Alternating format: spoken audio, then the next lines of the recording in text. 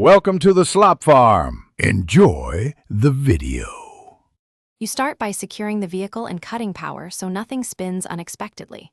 Once done, drain the gearbox oil into a marked 5L container so you can inspect debris later. This reveals wear patterns. Next, remove the access cover while you keep bolts in order. Organize them by position 1 through 6 to preserve torque sequence. You do this because correct reassembly preserves alignment and prevents leaks, so move deliberately and confirm you have a clean, lit workspace before continuing. You now focus on the gear set. First, loosen the retaining ring with snap ring pliers. Keep small parts in a magnet tray to avoid loss. Once the cluster is free, extract it straight out while supporting bearings, then inspect each tooth for pitting, chips, or scoring because those defects tell you why shifting failed. After visual checks, measure backlash and run out with a 0.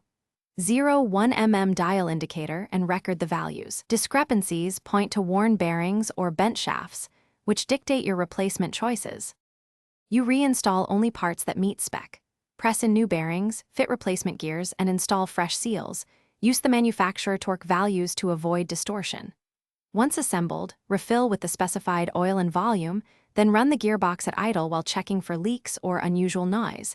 This flushes air pockets and seats components. Finally, test drive a short circuit focusing on gear engagement through the range.